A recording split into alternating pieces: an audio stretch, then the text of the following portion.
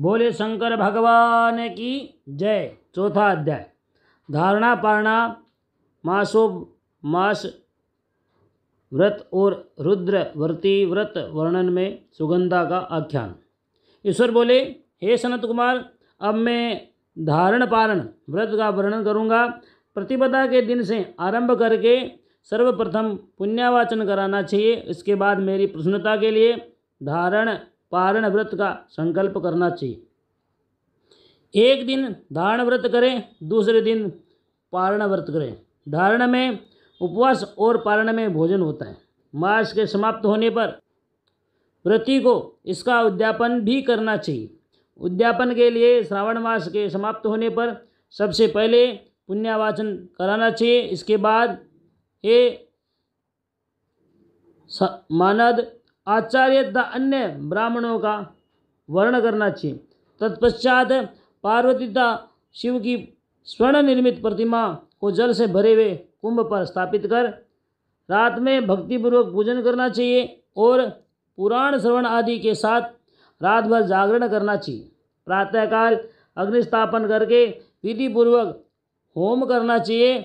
त्र्यंबक इस मंत्र से तिल मिश्रित भात की आहुति डालनी चाहिए। इसी प्रकार शिव गायत्री मंत्र से घृत मिश्रित भात की आहुति डालें और पुनः षड अक्षर मंत्र से खीर की आहुति प्रदान करें। तदनंतर पूर्णाहुति देकर होम शेष का समापन करना चाहिए और बाद में ब्राह्मणों को भोजन कराना चाहिए और आचार्य को पूजा करनी चाहिए।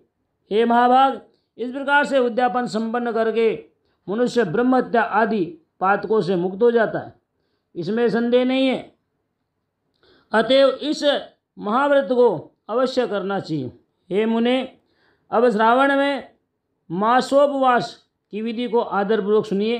प्रतिपदा के दिन प्रातःकाल इस व्रत का संकल्प करें। स्त्री हो या पुरुष मन तथा इंद्रियों को नियंत्रित करके इस व्रत को करें। अमावस्या तिथि को लोक का कल्याण करने वाले वृषध्वज शंकर को अर्चना पूजना षोडश उपचारों से करें। तदनंतर अपनी सामर्थ्य के अनुसार वस्त्र तथा अलंकार आदि से ब्राह्मणों का पूजन करें, उन्हें भोजन कराएं तथा प्रणाम करके विदा करें।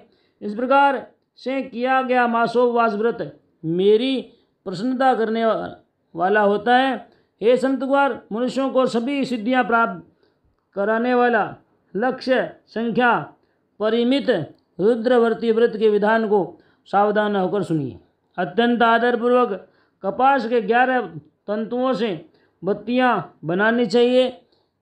वे रुद्रवर्ती नाम वाली बत्तियां मुझे प्रसन्न करने वाली हैं।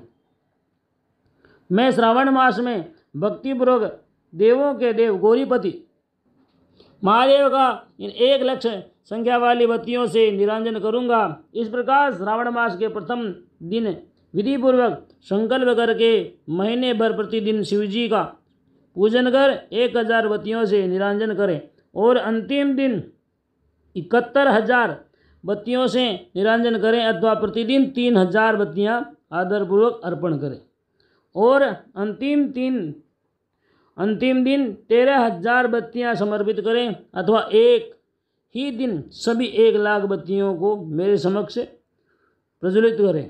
प्रचुर मात्रा में घृत में भिगोई जो स्निग्ध बत्तियां होती हैं ये मुझे प्रिय हैं। तत्पश्चात मुझे विश्वेश्वर का पूजन करके कथा श्रवण करें। सनत कुमार बोले, हे देवदेव, हे जगन्नाथ, हे जगदानंद कारक, कृपा करके आप मुझे इस व्रत का प्रभाव बताएं। हे प्रभु, इस व्रत को किसने किया और इसके उद्यापन में क्या विधि होती है। ईश्वर बोले, हे ब्रह्मपुत्र, व्रतों में उत्तम इस रुद्रवर्ती व्रत के विषय में सावधान होकर सुनिए। यह व्रत महापुण्यप्रद, सभी उपद्रवों का नाश करने वाला, प्रीति तथा सौभाग्य देने वाला, पुत्र पौत्र समृद्धि प्रदान करने वाला, व्रत करने वाले के प्रति शंकर जी की प्रीति उत्पन्न कराने वाला और परम पद शिवलोक को देने वाला है। तीनों लोकों में इस रुद्रवर्ती के समान कोई उत्तम व्रत नहीं है। इस संबंध में लोग यह प्राचीन दृष्टांत देते हैं। क्षिप्रा नदी के रम्य तट पर उज्जैनी नामक एक सुंदर नगरी थी। उस नगरी में सुगंधा नामक एक परम सुंदरी वारांगना थी। उसने अपने साथ संसर्ग के लिए अत्यंत दूसरा शुल्क निश्चित किया था। 100 स्वर्ण मुद्रा देकर संसर्ग करने की शर्त उसने रखी थी।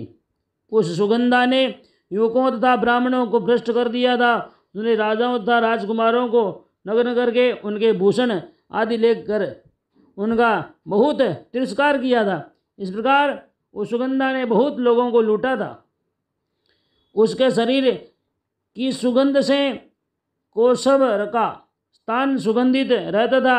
वह पृथ्वी तल पर रूप, लावण्य और कांति की मानी निवास स्थली थी।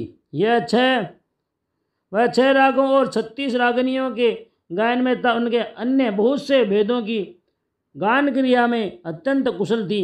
वह नृत्य में रंभा आदि देवांगनाओं को भी तिरस्कृत कर देती थी और अपने एक एक पग पर अपनी गति से हाथियों तथा हंसों का उपवास करती थी। किसी दिन वह सुगंधा कटाक्षों तथा भोचालन के द्वारा काम बाणों की छोड़ती हुई क्रीड़ा करने के विचार से शिप्रा नदी के तट पर गई। उसने ऋषियों के द्वारा सेवित मुनरम नदी को देखा। वहाँ कई विप्र ध्यान में लगे हुए थे तथा कई जप में लीन थे, कई शिवार्चन में रत थे तथा कई विष्णु के पूजन में तल्लीन थे। हे महामुने, उसने उन ऋषियों के बीच विराजमान मुनि वशिष्ठ को देखा। उनके दर्शन के प्रभाव से उसकी बुद्धि धर्म में प्रवृत्त हो गई। जीवन तथा विशेष रूप से विषयों से उसकी विरक्ति हो गई। वह अपना सिर झुकाकर बार बार मुनि को प्रणाम करके अपने पापों की निवृत्ति के लिए मुनि श्रेष्ठ वशिष्ठ जी से कहने लगी। सुगंधा बोली, हे अनाथनाथ, हे विप्रेंद्र, हे सर्व विद्या विशारद, हे योगीश, मैंने बहुत से पाप किए। अतः हे प्रभु, उन समस्त पापों के नाश के लिए मुझे उपाय बताइए। ईश्वर बोले, हे सनतकुमार, उस सुगंधा के इस प्रकार कहने पर वे दीनवत्सल मुनि वशिष्ठ अपनी ज्ञान दृष्टि से उसके कर्म को जानकर आदरपूर्वक कहने लगे। वशिष्ठ बोले, तुम सावधान होकर सुनो। जिन पुण्य से तुम्हारे पाप का पूर्ण रूप से नाश हो जाएगा, वह सब मैं तुमसे अब कह रहा हूँ। हे भद्रे, तीनों लोकों में विख्यात वाराणसी में जाओ। वहाँ जाकर तीनों लोकों में दुर्लभ महान पुण्य देने वाले तथा शिव के लिए अत्यंत प्रीतिकर रुद्रवर्ती नामक व्रत की इस क्षेत्र में करो। हे भद्रे, उस व्रत को करके तुम परम गति को प्राप्त करोगी। ईश्वर बोले, तब उसने अपना धन लेकर सेवक तथा मित्र सहित काशी में जाकर वशिष्ठ के द्वारा बताए गए विधान के अनुसार व्रत किया। इस प्रकार उस व्रत के प्रभाव से वह सशरीर उस शिवलिंग में विलीन हो गई। सनत कुमार, इस प्रकार जो स्त्री इस परम दुर्लभ व्रत को करती हैं, वह जिस जिस अभिष्ट पदार्थ की इच्छा करती हैं उसे निस्संदेह प्राप्त करती हैं। हे सुव्रत, अब आप माणिक्य व्रतियों का माहात्म्य सुनिए। हे विप्रेंद्र, उन माणिक्य व्रतियों के व्रत से स्त्री मेरे अर्घ आसन की अधिकारी हो जाती है, अर्ध आसन की अधिकारी हो जाती हैं और महाप्रलय पर्यंत मेरे लिए प्रिय रहती हैं। अब मैं उस व्रत को संपूर्णता के लिए उद्यापन का विधान बताऊंगा।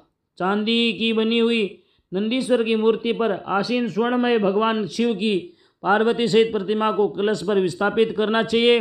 विधि के साथ पूजन करके रात्रि में जागरण करना चाहिए। इसके बाद प्रातःकाल नदी में निर्मल जल में विधि पूर्वक स्नान करके 11 ब्राह्मणों सहित आचार्य का वर्ण करना चाहिए।